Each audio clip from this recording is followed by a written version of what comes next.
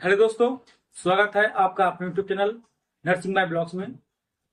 आज की वीडियो के माध्यम से हम बात करने वाले हैं हाइपोग्लाइसीमिया के बारे में। देखिए, दो कंडीशन होती है, एक हाइपोग्लाइसीमिया, एक हाइपरग्लाइसीमिया। हाइपो का मतलब होता है कम होना और हाइपर का मतलब होता है ज्यादा होना। तो हम यहाँ बात करने वाले हैं हाइपोग्लाइसीमिया के बारे में। तो हाइपोग्लाइसीमिया का हम स्पष्ट भाषा में बात करें तो हमारी बॉडी के अंदर जो शुगर लेवल होती है वो नॉर्मल की जगह थोड़ी कम हो जाती है। हमारी बॉडी के अंदर जो नॉर्मल शुगर होती है वो 80 से 120 के रेंज में पाई जाती है। 80 से 120 तक होती है। मगर ये हमारी शुगर 80 से कम हो जाती है, जैसे कि 50, 40, 30, तो उसको हम हाइपोग्लाइसेमिया के नाम से जानते हैं। देखिए, हमारे बॉडी के अंदर जो शुगर होती है, जो ग्लूकोज होता है, वो एक एनर्जी का पात्र माना जाता है। अगर मान लो हमारी बॉडी के अंदर बहुत ज्यादा वीकनेस आ रही है, बहुत ज्यादा कमजोरी आ रही है, तो सबसे पहले डॉक्टर यहाँ पे आपकी शुगर चेक करेगा। मान लो आप अनकॉन्शियस कंडीशन में हैं, आपको बहुत ज्यादा चक्कर आ रहे हैं या फिर आपको वीकनेस बहुत ज्यादा है, तो सबसे पहले डॉक्टर यहाँ पे आपकी शुगर चेक करेंगे कि वो देखेंगे कि आपको हाइपोग्लाइसीमिया तो नहीं है, कि आपकी शुगर तो कम नहीं होगी है। तो हाइपोग्लाइसीमिया एक यहाँ पे जो हम देखे जाए तो ट्रीटमेंट होता है, वो जो डायबिटिक वाले पेशेंट होते हैं उनमें आ जाती है, मगर कभी कभी जो नॉर्मल पेशेंट होते हैं उनमें भी हाइपोग्लाइसीमिया देखी जाती है।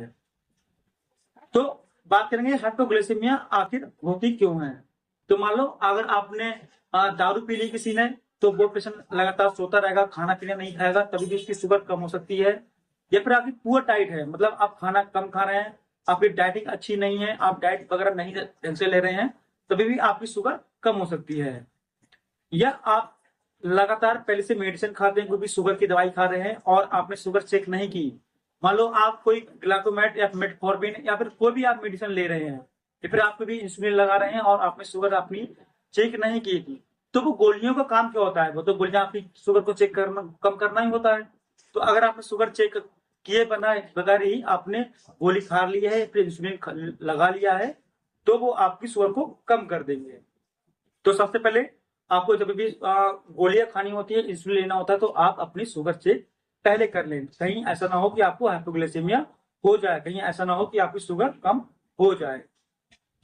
तो ये तो ही हमारी कुछ बातें। और हम देखें तो जो पेशेंट ड्रिंक करते हैं अल्कोहल का, अनोरेक्सिया जो होता है, मतलब जिसको भूख की कमी होती है उनमें, या फिर किडनी की कोई प्रॉब्लम होती है उनमें हाइपोग्लाइसेमिया देखी जाती है, उनमें हाइपोग्लाइसेमिया होती है। अब बात करेंगे, अगर मान लो किसी को हाइपोग्लाइसीमिया हुई तो उनमें क्या क्या लक्षण देखने को मिलेंगे, उनमें क्या क्या प्रॉब्लम होती है। तो जिसको भी हाइपोग्लाइसीमिया होगी उसमें आपको पसीना देखने को मिलेगा कि पेशेंट को पूरी बॉडी में पसीना आ रहा है, उसको पूरी बॉडी में स्वेटिंग हो रही है, या फिर उसको टाकीकार्डिया हो रहा है, उसकी जो पल्स रेट है वो नॉर्मल की जगह बहुत ज्यादा बढ़ रही है। जैसे कि आपकी जो नॉर्मल हार्ट रेट होती है वो 72, 78 या फिर 92 के 90 तक हो जाती है। 90 के ऊपर अगर जाती है तो उसको टकीकार्डिया समझ लेते हैं कि किसी को अगर टकीकार्डिया है तो कहीं ऐसा ना हो कि इसकी शुगर ज्यादा थोड़ी कम हो गई हो। तो शुगर अगर ऐसी कुछ कंडीशन आती है तो उसको हम शुगर चेक करेंगे। और शुगर कम जब हो सकती है जब हम किसी पेशेंट की डाइटिंग अच्छी नहीं है, वो 2 दिन 3 दिन तक खाना अच्छे से नहीं खा रहा है, तभी भी उसकी शुगर कम हो सकती है। अब इसमें बात करें कुछ क्लिनिक फीचर्स के बारे में, मतलब कि जब किसी पेशेंट को शुगर कम होती है तो उसमें क्या क्या और कैसे बिहेवियर करता है, वो कैसे उसमें देखने को मिलते हैं। तो जिसकी जगह शुगर कम होगी वो थोड़ा कंफ्यूज रहेगा। मान लो थोड़ा सा जो काम करने में थोड़ा वो कंफ्यूज रहेगा, उससे हम कोई भी नाम पूछेंगे तो नहीं बुझागा। पेशेंट थोड़ा ड्रॉजी रहेगा और स्पीच डिफिकल्टी रहेगी, मतलब कि वो ढंग से बोल नहीं पाएगा, थोड़ा स्लेडिंग स्पीच होगी उसकी, और हेडेक वगैरह बताएगा अपना वो, और उसको चक्कर वगैरह आएंगे। प्लस अगर किसी पेशेंट की शुगर ज्यादा देर तक कम रहेगी, मान लो 4 घंटा, 5 घंटा, 6 घंटा तक उसकी शुगर लगातार लो लो रही, तो लो रहने पर पेशेंट का कोमा में पहुंच सकता है, और कोमा पे जाने के बाद उसकी पेशेंट की डेथ भी हो सकती है। अब दूसरी और हम बात करेंगे, किसी पेशेंट की शुगर कम है तो उसको नोजिया वगैरह रहेगा, उसको वॉमिटिंग रहेगी, उसको ये सब दिक्कत देखने को मिलेंगी। आखिर में हम बात करेंगे ट्रीटमेंट के बारे में कि अगर मान लो किसी पेशेंट की शुगर कम गई है तो उसको हम ट्रीट कैसे करेंगे। तो अगर आप हॉस्पिटल के अंदर हैं तो वहां पे डॉक्टर आपको शुगर चेक करने के बाद आपको डेक्सट्रोज वगैरह देंगे, 10%, 25% डेक्सट्रोज देंगे। अगर आप घर पे हैं तो आप घर पे पेशेंट को जितना हो सके मीठा दें, मीठा शरबत बना के दें, और जितना इमिडिएटली हो सके आप पेशेंट को हॉस्पिटल में एडमिट कराएं और उनकी शुगर कम से कम 1 आवरली चेक करें।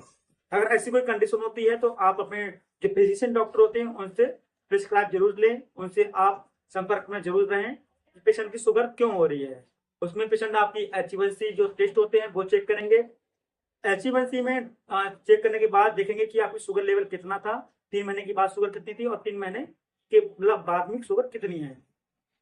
तो ऐसी हॉस्पिटल से संबंधित जानकारी प्राप्त करने के लिए आप हमारे चैनल को लाइक करें, शेयर करें, सब्सक्राइब करें और हमें एक प्यारा सा कमेंट करें और देखते रहें हमारे YouTube channel nursing by blogs को। मिलते हैं एक नेक्स्ट वीडियो में।